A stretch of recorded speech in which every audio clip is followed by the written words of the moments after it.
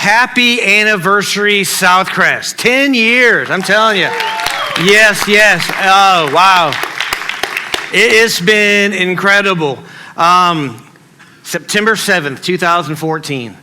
That was the day we started at the movie theater. That was a fun Sunday. We were down two families because two families decided to have a baby right before that happened.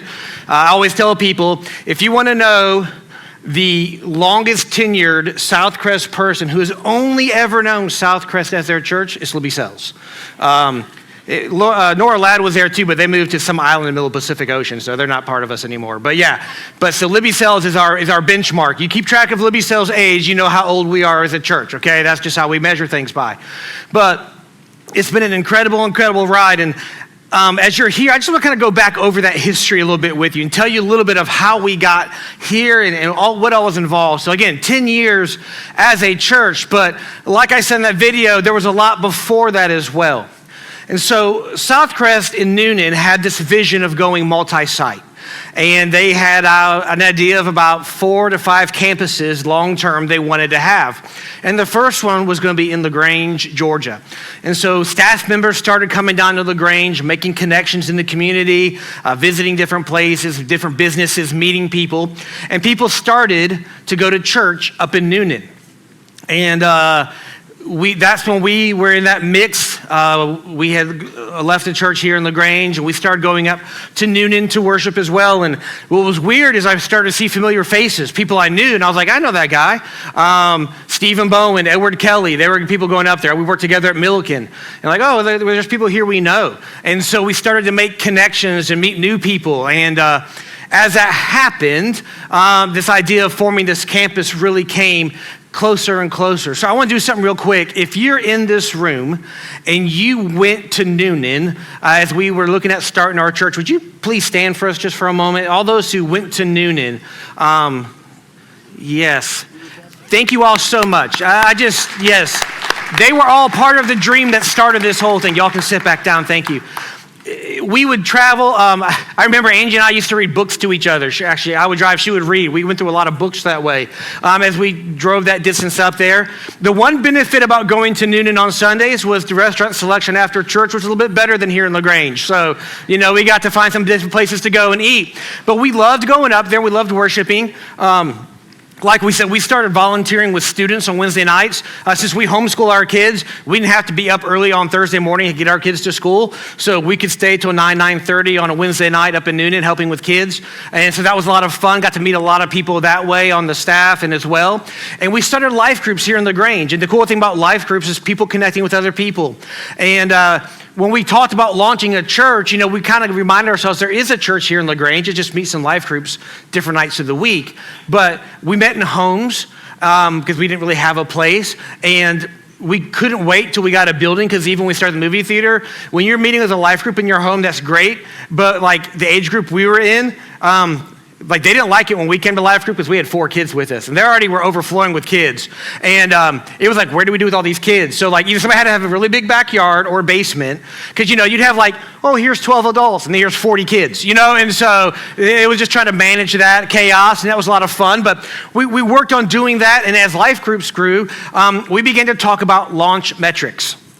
And so the Noonan staff had put together 3 things that need to happen to successfully launch a campus in LaGrange, Georgia. The first and most important was a campus pastor. You need a campus pastor, somebody to lead and put all that together. The second metric was an attendance number, 120 people. We need 120 people in attendance to make this happen. And the third metric is per person giving. We needed $30 per person giving to launch a campus.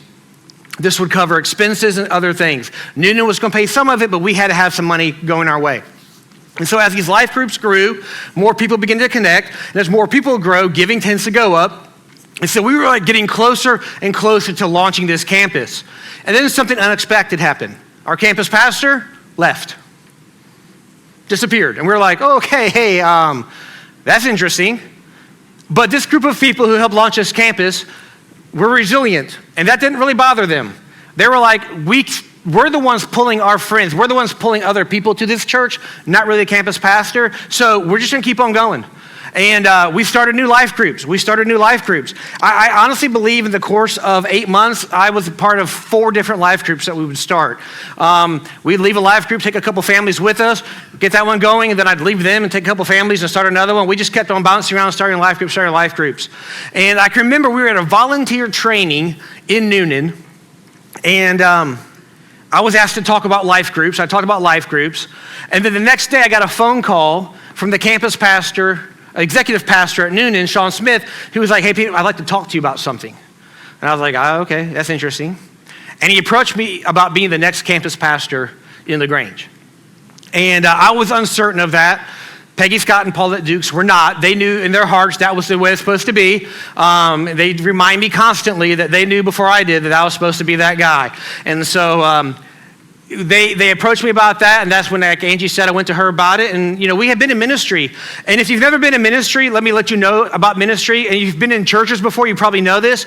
If a church hurts you, they don't just hurt you, they like to shoot you over and over again and trample you until you're pretty much worn out. And that's kind of how it was. And we really didn't know if we wanted to get back into ministry. But I just felt God pulling and pulling and pulling and pulling at my heart. And so I decided to accept that position. And pretty much the day we were announced I was going to accept that position, our senior pastor left. And that was interesting. Yeah, like, oh yeah. But, we used it as a tool to be like, hey, we're still going as a church because he's gone. But hey, we just hired a new staff guy. He's going to be the LaGrange campus guy. And so we started that process. And those conversations, that was in May of 2014. That July, the Noonan campus staff, myself, we were at this retreat. We were up at a lake house somewhere in Atlanta, and the topic of conversation came up, what we're we going to do with the LaGrange campus. When is this going to happen? Because we were running about 100 people at that point. We were hitting $32 per person giving, so we were over that metric. I was in place, and so it became a point of, field of dreams. If you build it, they will come, right? So we're like, we just need to go ahead and go. And it was a very interesting afternoon. I remember it very vividly. I was very, very much for launching this campus as soon as possible. There was another person on staff there who was very, very, very against launching this campus as soon as possible. And everybody else was just kind of like, well, we're going to do it sometime. And so we began to have a conversation that day and talk about what we could or couldn't do. And as we began talking, this idea of September 7th came up. And I remember we had one of those flip charts, big flip charts. And they wrote September 7th really big. And Sean circled it in red and was like, somebody tell me why we can't do this. That's 40 days away from the day we were meeting. And so that first guy was like, it's 40 days away. And we're like, yeah, but like, if we want to, we can do it in 40 days, right? Because it's not about us, it's about what God's gonna do. And so we had those conversations, and at the end of it, we pointed to that calendar. I remember Bailey Brosh was one of our children's workers at Noonan. She stood right there by that flip chart, did September 7th, this is it, guys. We've got to do this. And so we said, we're doing this.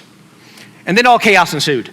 Because, yeah, we can do it in 40 days, but when you actually have to do it in 40 days, different conversation. So we started having meetings and calling launch team members and having launch meetings and talking about where do you want to serve? Because all those people just stood up a minute ago, guess what? They all served. Everybody served. You didn't have a choice whether you wanted to serve or not. It was just a matter of what you were going to do. So we decided, hey, here's how we're going to set this up. The 2 Sundays prior to the 7th in August, we have soft launches.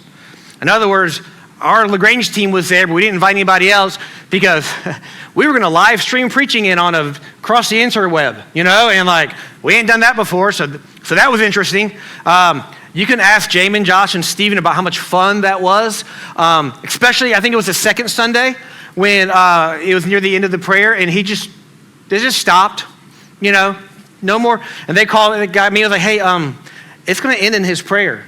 And that was probably the smoothest transition we ever had because everybody's heads were bowed and eyes were closed. And I was standing off to the side with the microphone, and it stopped. And I just was like, and continue to be with us. And I just kept on praying, and a few people started like, that doesn't sound like Sean anymore. And it wasn't because it was me. And that happened about once a month.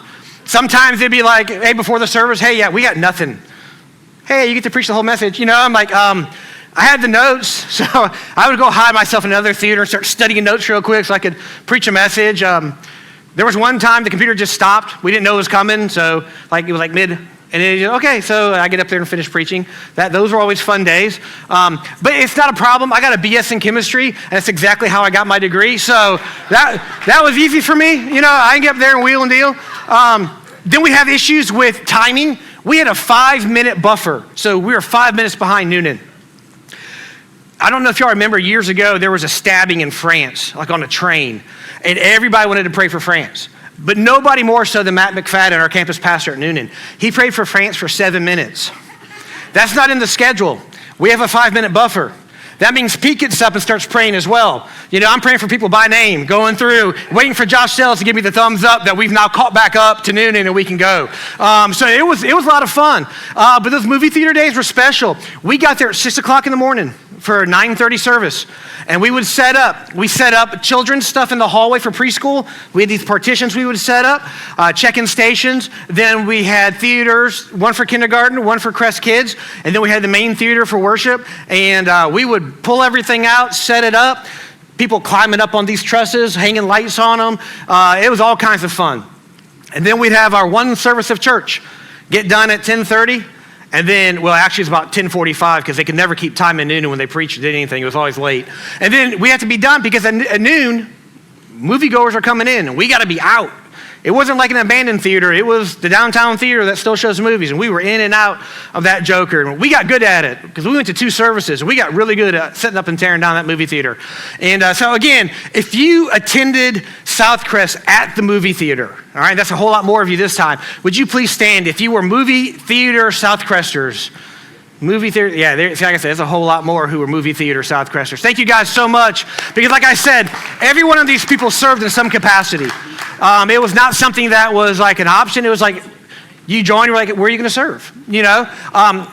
We had some good breakfast though. Man, we had some good breakfast. Because when you get there at 6, there was our life groups would just take turns bringing in breakfast. And so after we set up, we would have breakfast.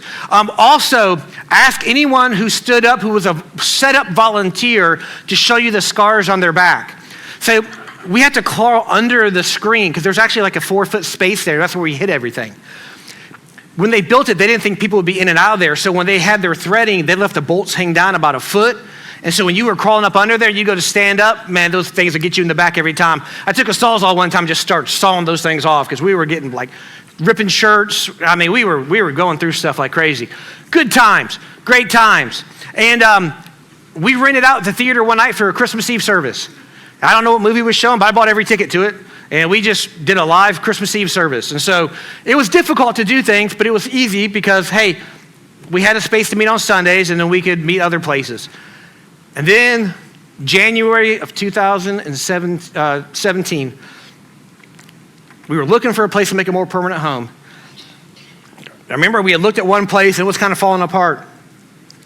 I think it was January 5th, but I pull up and this building hit the market. I called the realtor and he was like, where did you see that? And I was like, it was on the internet. He goes, I posted that like an hour ago. Yeah. So that afternoon, I met with him here. So it had been posted for maybe 4 hours when I met with him. And I called Sean and Lisa, who were at our Noonan campus, and said, I found our building. They came down the next day. We met again, and we had to offer in for a contract the next day. That realtor loved it, I'm sure, because it was like, wow, I can do business in a day. And so here we are in this building. Now, because we believe in being true to SouthCrest, we didn't do 40 days to move from the movie theater to here. We did it in 30. We chose 30 days because, hey, 40 days anybody can do. Let's do it in 30 days. Now, they'll tell you, we have pictures. I should have brought some of those pictures. This room did not look like this. It looked like the Taj Mahal had thrown up in here, okay? So it was like gold curtains hanging on the walls. It was like a blue, red, and gold carpet that was like a hotel carpet that was in here. The stage was about 10 feet by 10 feet square with stairs all the way around it. So there was nothing over there, nothing over here. There was no baptistry. The Crest Kids room was actually 3 different rooms. The whole place was carpeted, and a Korean church was meeting here, and they had kimchi dinners in here every night. And so it reeked like kimchi when we came in. And so in 30 days, we pretty much gutted this entire building. We added these walls over here. We added a wall onto the back for sound protection. We did all of this up here, built all this, added onto the stage, which was easy to do because you just take a Sawzall and cut through this stuff, no problem. German Sawzall, that's right, my German Sawzall, that I'm the only person who can use apparently. I had to speak German to it. They did break my sledgehammer the first day. I mean, just snapped the handle right off. That was Josh, broke that sledgehammer. Our first victim was Lee Wynn. There was a sound booth at the end of those stairs, and Lee walked into the nail sticking out the side of it and cut his head open. And so he had to go to the doctor. So it was awesome. But all that LVT out front was carpet. That's gone. Yeah, it was insane. People from Newton came down, people after work. I worked 14 to 16-hour days that entire time. I literally remember near the end of that, I was like, hey, there's a piece of paper there. Could you pick it up? Because I really didn't have any energy. I was like, I'm not strong enough to pick up paper anymore. But we laid the carpet. I say we laid the carpet. Jennifer Kelly has a guy who basically can make a mural out of carpet. And he was like, I can come help one day. He came 3 days. He did this entire room in one day. He did all the weird cutting around circles and everything else, and he gave us all the tactiles that we needed so we could stick them together. Guy was awesome. And so we got a lot of that done. And there's videos on Facebook that we posted every day about what we were doing, accomplishing. It was pretty incredible. Good times back then. Yeah, we were exhausted, but it was a good exhaustion.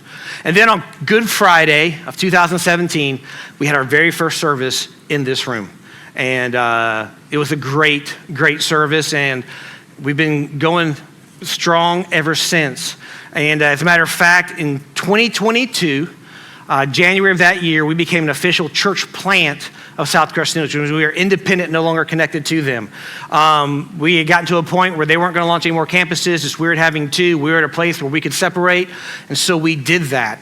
And a lot of you don't even know because nothing really much changed. We've been live preaching for about 4 or 5 months at that point anyway, and so we just made ourselves an independent church. And that wouldn't have happened without the help of 4 very special people in this room. I want to thank them. We know them as our elders, but if Matt, Jamin, Josh, and Stephen could please stand.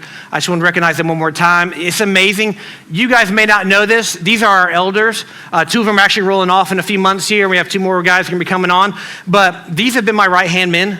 All of these men served also at Noonan on the vision team or on the finance team there. And so when we went to become our own church, they were the first 4 people I called and said, I need help. And they've always been there for me. They've always been there for my family. They've always been there for you as a church, whether you know it or not. They hear things. They tell me things. They hold me accountable. They hold this church accountable. They are tremendous help. So I personally want to thank you guys. As a church, we want to thank you for all you guys have done. So thank you. Thank you so much. But this church has been through a lot. And I tell you all of that because there's 2 things I think you should know as a church as we move forward. One, I think you should know where we came from. Knowing your history is important. Knowing where you've been, what you've gone through. Even if you weren't part of it at a point, you're part of it now. You are part of the story of this church. And we are thankful that you are a part of that story. And here we find ourselves now. But I tell you this all for another reason as well, which is what's going to spend most of our time on this morning, the remainder of the service. And that's on this. The faithfulness of God never changes. You see, we call in this sermon series, You Go God. Not because it's a cool slang thing, but at the end of the day, everything that you're experiencing, everything you've experienced the last 10 years is all because of him. It's all because this is his church, his faithfulness, his love towards us that all this happens. It is an example of who he is. And so we're going to camp out on the faithfulness of God this morning and talk about just how good it is and what that looks like. Now, before we get too deep into those waters, though, I think it's important that we understand what faithfulness is. Because if we're going to talk about God's faithfulness, we should probably know what it is what we're actually talking about. And if you know me, I like definitions. I like to make sure we're understanding the same things. It's the old speech and debate from high school in me. You know, we got to define terms. So here we go. If I were to ask you guys what faithfulness is, many of you would tell me faithfulness is loyalty. And you would be 100% correct. Noah Webster's 1828 First Dictionary says faithfulness is fidelity, loyalty, firm adherence to allegiance and duty as the faithfulness of a subject. There it is, loyalty. And even though that's 100% correct, it's not where we need to stop. Because if we stop there, we actually get an incomplete picture about what faithfulness is. Because there's more to it. Loyalty is just the first aspect. Good old Noah had 3 more. They're this: truth, veracity, as the faithfulness of God. Strict adherence to injunctions and to the duties of a station, as the faithfulness of servants or ministers. or strict performance of promises, vows, or covenants, constancy of affection, as the faithfulness of a husband or wife. You see, those definitions change what faithfulness is. That first definition of loyalty alone is a mindset. It is a determination of the will to do something, all right? It's a mindset that we carry. But those other definitions include words, strict adherence, performance of actions. You see, now faithfulness has become a verb. It's become action. It's become something you do, not just something you say you will be. And that changes that look of what faithfulness is. It's not just something that we are, it is something that has to be done. And because it is God's faithfulness that we're talking about this morning, there's also those elements of truth and veracity. And veracity is just a big word that says a strict adherence to the facts. In other words, God's laid out his law and he stays by that law. He doesn't change. He's constant. That means that God's faithfulness to us is his loyalty and truth promised and kept to us, which is his church. So let's dive into scripture this morning and see about just how this faithfulness of God looks that way to his church. Colossians 1, 17 through 20. And he, which is Jesus, is before all things, and in him all things hold together. And he is the head of the body of the church. He is the beginning, the firstborn from the dead, that in everything he might be preeminent. For in him all the fullness of God was pleased to dwell. And through him to reconcile to himself all things, whether on earth or in heaven, making peace by the blood of his cross. Now, as we look at that passage, I believe there's 4 ways that God shows his faithfulness to us in that passage. And the first way is this: in him, all things hold together. You see, Jesus continually sustains his creation. He holds us all together. He keeps us where we need to be. He prevents us from falling into chaos or disintegrating as a unit. Hebrews 1:3 says this: he is the radiance of the glory of God and the exact imprint of his nature. And he upholds the universe by his word of his power. After making purification for sins, he sat down at the right hand of the majesty on high. And as he sits there and rules, he's holding all of us together. He sustains us. He keeps us where we need to be. Now listen, don't make the mistake of misinterpreting what that verse means. It does not mean there won't be hardships in your life. Okay? Just because God sustains us doesn't mean that he's given us an easy path. Actually, he promises us the opposite. He says there will be hardships. But in those moments, when you're going through chaos, when life seems to be falling apart, the reason it doesn't, the reason you survive, the reason you push through, is because Jesus is sustaining you. He's holding you together in those moments. He is faithful to see us through every time. The second area we can see God's faithfulness from that passage above is this: he is the head of the body. So on April 15th, 1912, the RMS Titanic sank to the bottom of the Atlantic Ocean. Now, one of the many casualties in this tragedy was the ship's captain, the guy by the name of Edward Smith. You may have heard the phrase, the captain goes down with the ship. And many people attribute it to Edward Smith going down with the Titanic. But that tradition, that saying, well preceded him. And it refers to many nautical captains before him.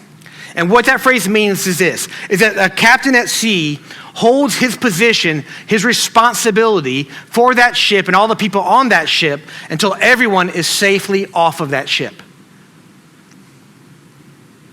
It doesn't matter what peril he faces in that process, whether he's the last one to get off that boat or he never gets off that boat. As a captain, his job is to make sure everybody else is safe. And so they stay. And they stay their post and they do all they can to ensure the amount of time that other people can safely get off their vessel.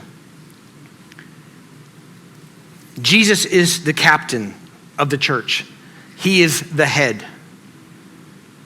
And no matter what we go through, Jesus will stay faithful to us, that he will stay at his post, that he will stay to sustain us and intercede for us, so that everyone might safely get off that boat, so that everyone might come to know who he is. He stays the course. He's the head. The third area of God's faithfulness in that passage is for in him all the fullness of God was pleased to dwell. Now, fullness, using that passage, is language taken from the Old Testament. I don't know if you all remember this, but when Moses and all of them left Egypt, They had a tabernacle they built. It was like a portable church, all right? Kind of like we were at the movie theater, we were a portable church. And so the tabernacle was more portable because they would actually carry it from place to place to place. And the presence of God was with the people of Israel this entire time. It was a pillar of smoke by day and a pillar of fire by night. But when it was time to camp, it would stop at one place. And they would put together the tabernacle, and the presence of that pillar of smoke would consume and fill the tabernacle. So the fullness of God refers to the fact that the presence of God visible to the Israelites would fill the church, that would come together and be in that place. God dwells within his church. Matthew 18:20, for where 2 or 3 are gathered in my name, there I am among them. God is here with us this morning. God is dwelling. His fullness is here with us this morning. That's faithfulness. Because he's also in every church around the country that's meeting at this time. Every church around the world that's meeting, he's there, dwelling. And that faithfulness in him, that he's dwelling with us, helps us to know he's keeping his promises to us. Promises like Deuteronomy 31:8. It is the Lord who goes before you.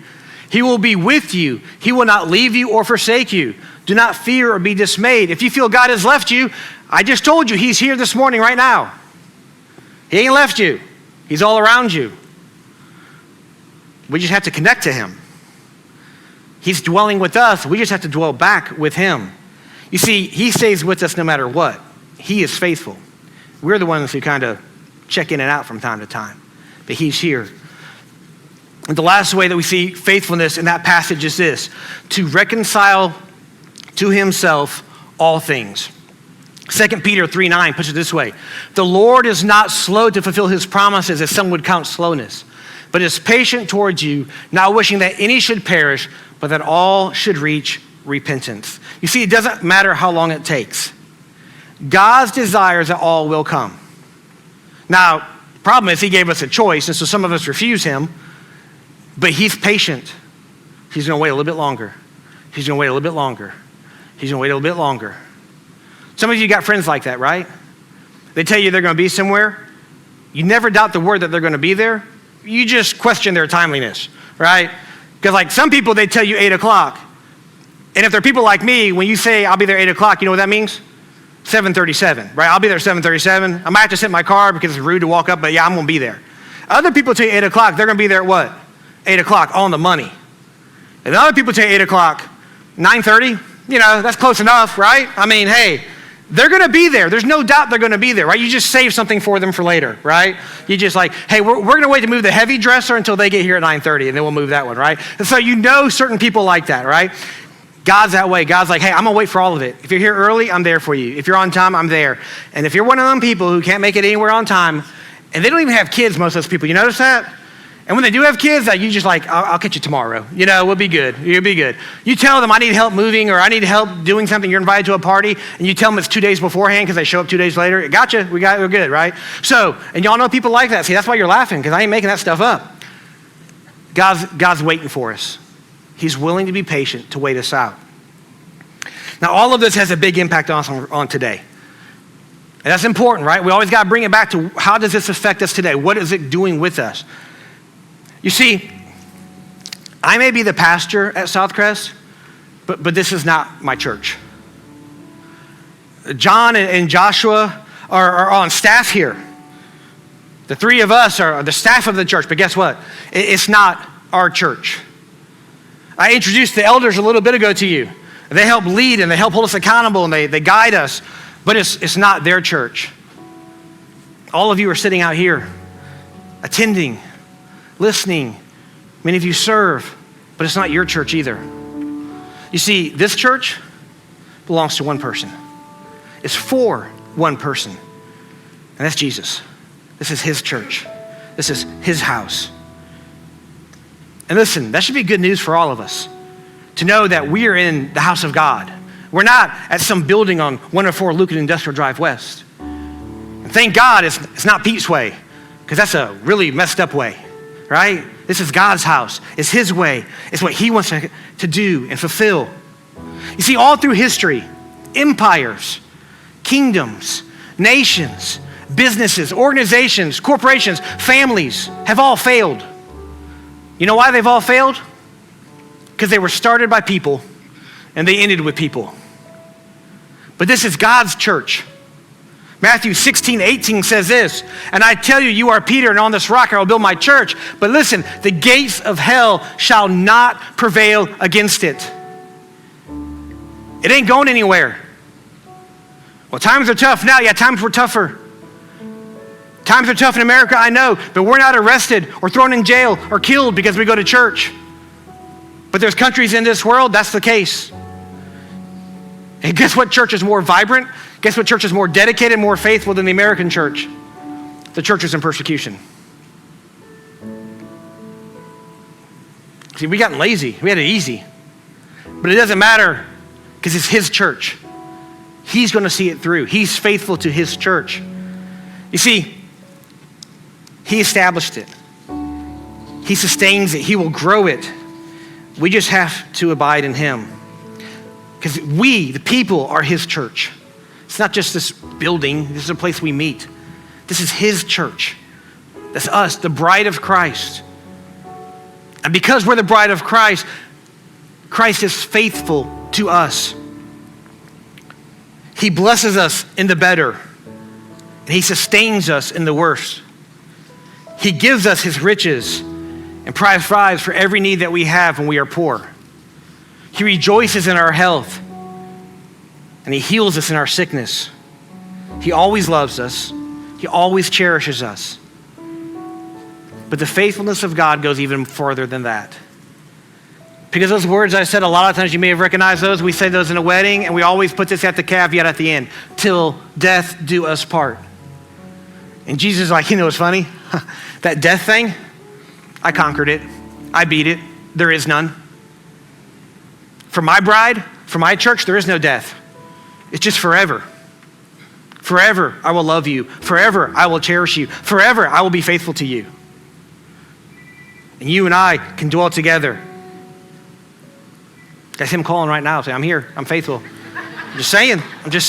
Some of you need a word today. They just got it. You see, God has done so much for us at SouthCrest. He's been so faithful to us. And the craziest thing is, as good as those days may have been, and as chaotic as some of those days were, the best is yet to come. He's got so much more because it's his. And we just get to sit along for the ride, follow, serve, and just see him do what only he can accomplish. See, he has done so much for us as individuals. All we have to do is give him our hearts back, to love him and thank him for all he's done.